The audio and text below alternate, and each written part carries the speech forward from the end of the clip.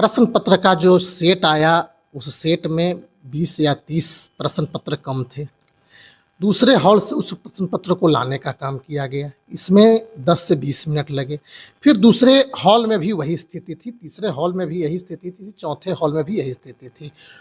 तो 20-20 मिनट समय का अंतराल बढ़ता गया और निश्चित रूप से 1 से 1.5 घंटे अंतिम हॉल के छात्रों को 1 से 1.5 घंटे विलंब से प्रश्न पत्र मिले। 911 केंद्रों पर शांतिपूर्वक सौहार्दपूर्ण वातावरण में परीक्षा का आयोजन हुआ। पटना के एक सेंटर बापू सेंटर पर कुछ असामाजिक उपद्रवी लोगों द्वारा उपद्रव करने का काम किया गया। बीपीएससी हर एक घटनाओं को, हर एक विषयों को देखने का काम कर रही है। जो भी निर्णय होगा वह छात्रों के हित में होगा। नमस्कार, आगाज एक्सप्रेस देख रहे हैं आप और मैं हूं आपके साथ सिद्धि सिंह। मौजूद है बीजेपी कार्यालय में और हम बातचीत करेंगे बीजेपी प्रवक्ता पीयूष शर्मा से कि बिहार में शिक्षा विभाग में काफी उथल पुथल दिखाई दे रहा है। बीपीएससी परीक्षा मैटर पे रोज नए अपडेट्स आ रहे हैं। अभ्यर्थियों का धरना पे बैठना और पुलिस प्रशासन का लाठीचार्ज तो जैसे आम बात हो गई। इस मुद्दे पर हम बातचीत करेंगे। सर, किस तरीके से आप इस पूरे माहौल को, इस पूरे चीज को आप देखते हैं? देखिए, बिहार में बीपीएससी 17वीं की पीटी परीक्षा बिहार के 912 केंद्रों में आयोजित की गई थी। 911 केंद्रों पर शांतिपूर्वक सौहार्दपूर्ण वातावरण में परीक्षा का आयोजन हुआ। पटना के एक सेंटर बापू सेंटर पर कुछ असामाजिक उपद्रवी लोगों द्वारा उपद्रव करने का काम किया गया, जिससे परीक्षा में बाधाएं उत्पन्न हुई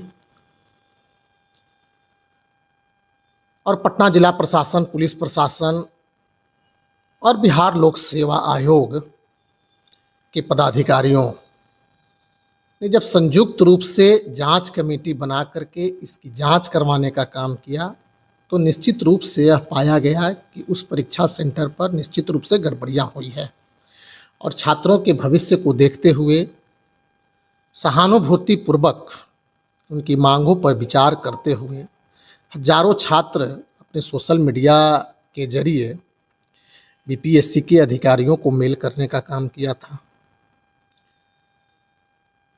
बीपीएससी के चेयरमैन तक कैसे बातें पहुँचे उसे पहुंचाने का काम किया था।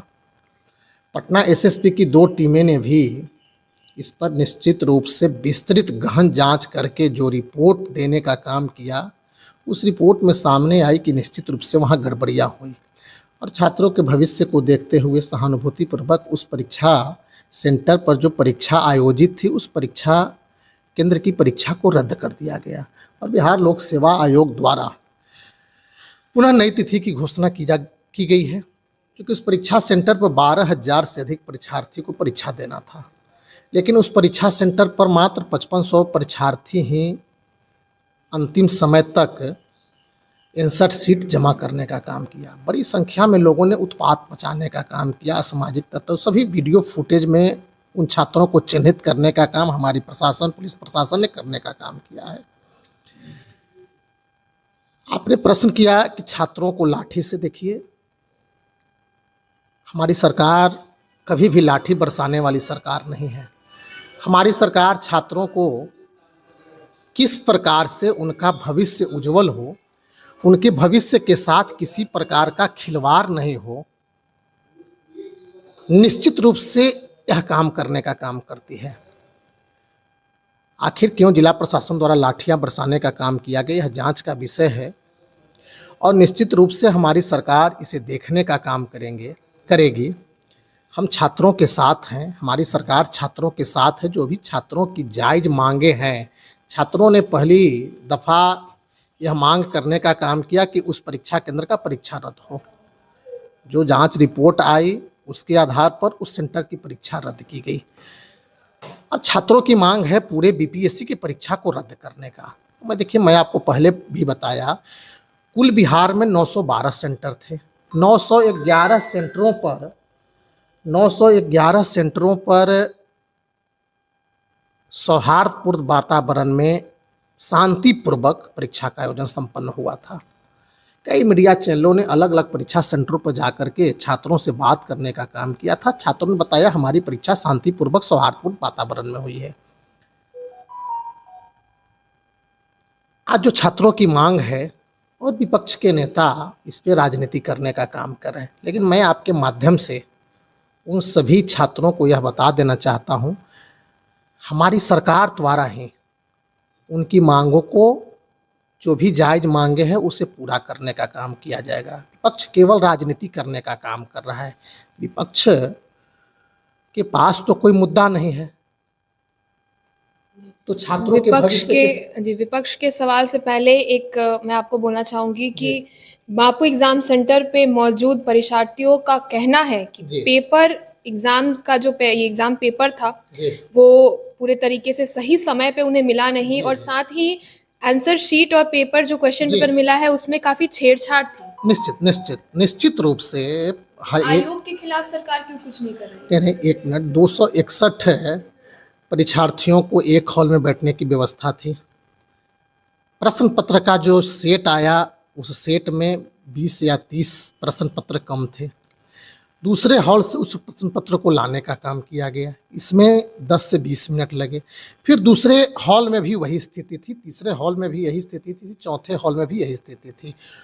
तो 20-20 मिनट समय का अंतराल बढ़ता गया और निश्चित रूप से 1 से 1.5 घंटे अंतिम हॉल के छात्रों को 1 से 1.5 घंटे विलंब से प्रश्न पत्र मिले।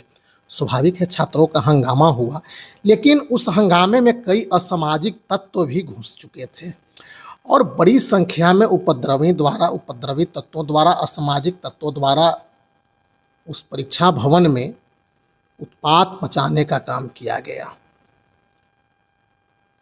देखिए, हमारी सरकार निश्चित रूप से जो छात्र 365 दिन 24/7 जाड़े के दिनों में, गर्मी के दिनों में, बरसात के दिनों में कड़ी मेहनत करके, उसमें कई हमारे गरीब भाई बहन हैं, छात्र छात्राएं हैं, कई गरीब परिवार से आते हैं, जो कड़ी मेहनत करके शहरों में रह करके अपने गांव को, घर को छोड़ करके शहरों में रहते हैं और करीब परिश्रम करके मेहनत करने का काम करते हैं। और साल में वह परीक्षा का जब आयोजन होता है, परीक्षा में बैठते हैं, जब प्रश्न पत्र लीक हो जाता है तो निश्चित रूप से उनका भविष्य अंधकार में चला जाता है। और उन छात्रों के प्रति हमारी सरकार की निश्चित रूप से सहानुभूति है। देखिए, मार्च इन्हीं सब कारणों को लेकर के केंद्र की मोदी सरकार, हमारी मोदी सरकार ने मार्च 2024 में बड़ा ही कड़ा कानून anti paper leak bill Lok Sabha में लाने का काम किया और उस एंटी पेपर बिल को ला करके दोनों सदनों से पास करवा करके कानून बनाने का काम किया। बिहार में एनडीए की सरकार, बिहार के मुख्यमंत्री नीतीश कुमार जी के नेतृत्व में वही एंटी पेपर लीक बिल जुलाई 2024 में हमारी सरकार ने लाने का काम किया। आज जो विपक्ष के नेता जो छात्रों के साथ कह रहे हैं कि मैं छात्रों के साथ हूँ, तेजस्वी यादव वीडियो कॉल से बात कर रहे हैं, धरना स्थल पर जा रहे हैं, कह रहे हैं कि उनके साथ में भी प्रदर्शन करने का काम करूँगा। अरे, जब यही परीक्षा प्रश्न पत्र leak, anti paper leak bill सदन से बिहार में विधानसभा से पास हो रही थी, तो आपको याद होना चाहिए या विपक्ष के नेताओं को याद करनी चाहिए उन दिनों की। सारे विपक्ष के नेता विधानसभा से वॉकआउट करने का काम किए थे। तो एक तरफ छात्रों के भविष्य की भी चिंता करते हैं और दूसरी तरफ जब उन सफ़ेद पोशों पर उन जो असामाजिक तत्व हैं, उपद्रवी तत्व हैं, जो इस कारनामे में संलिप्त हैं, जो परीक्षा प्रश्न पत्र लीक करने में जो संलिप्त हैं, उनके खिलाफ जब कड़ा कानून बन रहा था, मैं आपको बता देना चाहता हूँ, इतना कड़ा कानून है कि यदि कोई प्रश्न पत्र लीक करता है तो उसे 10 साल की सज़ा और उसकी संपत्ति को भी जब्त करने का इस नियम में प्रावधान बनाया। बहुत कड़ा कानून है, किसी की हिम्मत नहीं होगी कि इस तरह प्रश्न पत्र को लीक किया जा सके। मैं फिर कह रहा हूँ, 17वीं बीपीएससी की परीक्षा में कोई प्रश्न पत्र लीक नहीं हुआ है। आयोग के अध्यक्ष का भी प्रेस वार्ता के द्वारा मीडिया के समक्ष, आप लोगों के समक्ष यह बयान कई बार दिया जा चुका है, जिला प्रशासन के द्वारा भी, कि कोई भी प्रश्न पत्र लीक नहीं हुआ। हाँ, निश्चित एक सेंटर पर गड़बड़ियाँ हुई है, मैं इसे स्वीकारता हूँ, हमें स्वीकारने में कोई, क्योंकि छात्रों के भविष्य का यह मामला है। मैं किसी कीमत पर, भारतीय जनता पार्टी, एनडीए, हमारी सरकार किसी कीमत पर नहीं चाहती है कि छात्रों के, देखिए, छात्रों के भविष्य के के साथ खिलवाड़ हो। और भारतीय जनता हमारी सरकार उनके साथ हर कदम पर चलने के लिए तैयार है। जो भी उनकी उचित और जायज़ मांगे होगी वो हमारी सरकार पूरा करेगी। लेकिन आयोग का मामला है, आयोग सभी विषयों पर, सभी बिंदुओं पर देखने का काम कर रहा है और आयोग निश्चित रूप से छात्रों के भविष्य को देखते हुए निश्चित रूप से इसका निराकरण करने का काम करेगी। तेजस्वी यादव का एक बहुत ही संजीदा बयान, वो कहते हैं कि बिहार को दिमागी रूप से, मानसिक रूप से बीमारू लोग सरकार चला रहे बिहार में। कि मैं आपको बता देना चाहता हूँ, तेजस्वी यादव जी को अपने माता पिता से पूछना चाहिए। 2005 के पहले आप भी बिहार के ही हैं और तेजस्वी यादव जी को अपने माता पिता जी से पूछना चाहिए कि 2005 के पहले देशों में, बिहार के बाहर अन्य राज्यों में बिहार को लोग बीमारू प्रदेश के नाम से जानते थे या नहीं। जब उनके माता पिता बिहार के मुख्यमंत्री हुआ करते थे तो बिहार को बिहार से बाहर के लोगों के द्वारा बीमारू राज्य के रूप में गिनती की जाती थी। तो आज ये भारतीय जनता पार्टी और जनता दल यू पर जो आरोप लगाने का काम कर रहे हैं कि नीतीश कुमार बीमार हो गए हैं, सरकार बीमार हो गई है, अरे हमारी सरकार के द्वारा जो आज जंगल राज को हटा करके सुशासन स्थापित करने का काम किया गया, समाज के अंतिम पायदान पर रह रहे व्यक्तियों तक विकास कैसे पहुँचे, यह हमारी सरकार की प्राथमिकता है और वह हमारी सरकार हर दिन प्रतिदिन यह करने का काम कर रही है। चाहे वह गांव से लेकर के आप पंचायत से लेकर के प्रखंड तक की बात करें, जिला की बात करें, स्वास्थ्य के क्षेत्र में, शिक्षा के क्षेत्र में, रोजगार के क्षेत्र में क्या था। मैं तो पूछना चाहता हूं तेजस्वी प्रसाद यादव जी से कि 2005 के पहले में बिहार में विद्यालयों की क्या स्थिति थी, शिक्षा की क्या स्थिति थी, उनका बजट क्या था, कितने लोग छात्र छात्राएं विद्यालय में जाते थे। बीपीएससी के उन्हें याद दिलाना चाहता हूं, उनके माता पिता के शासनकाल में बीपीएससी के 2-2 चेयरमैन गिरफ्तार करके जेल भेजे गए थे। नीलामी होती थी बीपीएससी की। जब बीपीएससी की बहालियां आती थी, विज्ञापन आते थे, तो उसी समय मुख्यमंत्री आवास के द्वारा हर सीटों की नीलामी की जाती थी। कौन कितना पैसा देने का काम कर रहा है ये पूरे बिहार की जनता जानती है। 14 करोड़ बिहार की जनता देखने का काम किया है इसे। आप एक भी छात्र, अभी जितने धरना स्थल पर छात्र बैठे हुए हैं, आप किसी भी छात्र से पूछने का काम करें कि लालू पर क्या वो पीढ़ियां अभी जीवित है? क्या उस समय में 90 से लेकर के 2005 के समय में क्या होता था? लोग बिहार से पलायन करने पर मजबूर थे क्योंकि यहाँ कोई न शिक्षा का माहौल था, किसी भी प्रकार का न सड़क थी, न शिक्षा थी, न स्वास्थ्य, कहीं कुछ नहीं था। स्वास्थ्य के क्षेत्र में क्या था? अस्पतालों में बेडों पर कुत्ते बैठते थे, सड़क में गड्ढे थे कि गड्ढे में सड़क थे, जिसकी बात की पूरी बिहार की जनता देखी है। विद्यालयों में खंडहर थे, कोई भी शिक्षक विद्यालय नहीं जाया करते थे।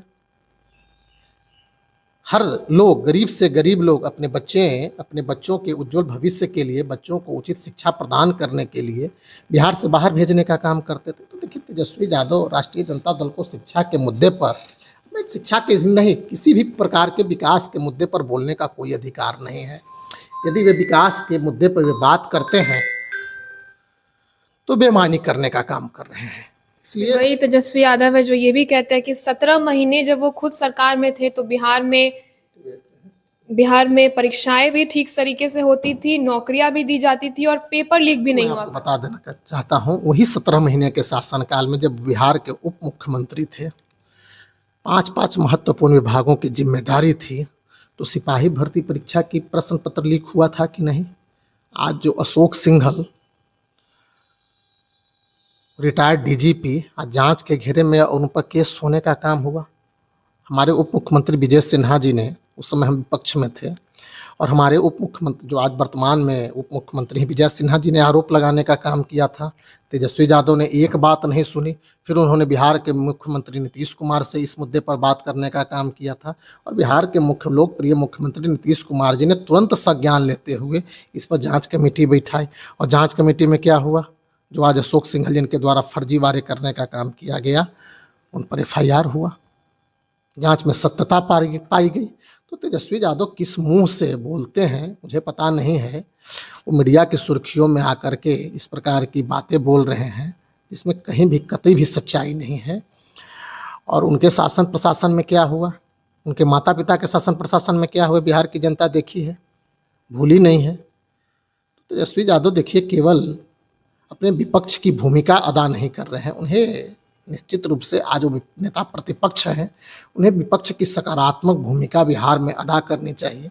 आप छात्रों के भविष्य के यदि साथ हैं तो इस बात पर चर्चा करें कि आखिर परीक्षा में प्रश्न पत्र कैसे लीक होता है, कहाँ से लीक होता है, इसकी जांच में आप सहयोग करने का काम करें ना। हमारी सरकार तो तैयार है उन सभी लोगों को, आज जो भी कोचिंग सेंटरों के द्वारा 2-3 कोचिंग सेंटर का भी नाम आ रहा है पुलिस जांच में, जो भी कोचिंग सेंटरों द्वारा प्रश्न पत्र लीक करने का मामला आ रहा है, कितना कड़ा कानून बना है, उस कोचिंग सेंटरों की संपत्ति को भी जब्त करने का सरकार काम करेगी। इसका एंटी पेपर लीक बिल में है यह। तो देखिए निश्चित रूप से मैं आपके माध्यम से उन छात्रों को स्पष्ट भरोसा देना चाहता हूँ, गंभीरतापूर्वक भरोसा देने का काम कर रहा हूँ कि उनकी जायज़ मांगों को सरकार मानने का काम करेगी और BPSC हर एक घटनाओं को, हर एक विषयों को देखने का काम कर रही है। जो भी निर्णय होगा वो छात्रों के हित में होगा। एक आखिरी सवाल रहेगा आपसे कि आखिर कब तक बिहार के युवा को धरने पर ही बैठना पड़ेगा? देखिए हमारी सरकार तो यह कभी नहीं चाहती है कि लोग धरना पर बैठें।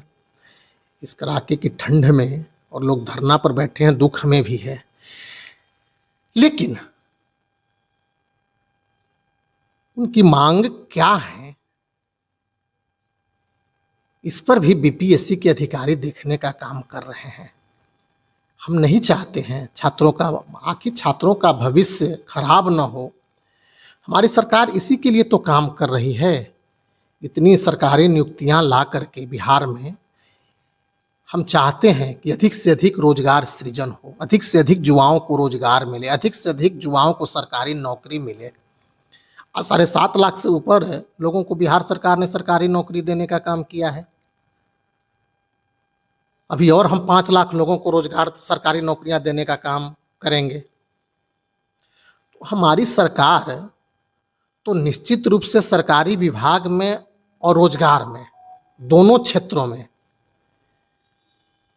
लगातार यह प्रयास कर रही है कि अधिक से अधिक रोजगार देने का काम हो युवाओं को। लेकिन यदि इसमें कुछ गड़बड़ियां हो रही है, जिन लोगों के द्वारा यह किया जा रहा है, उसे भी सरकार किसी भी कीमत पर बख्शने का काम नहीं करेगी। जो कोई भी दोषी होंगे पेपर लीक में, उत्पात में,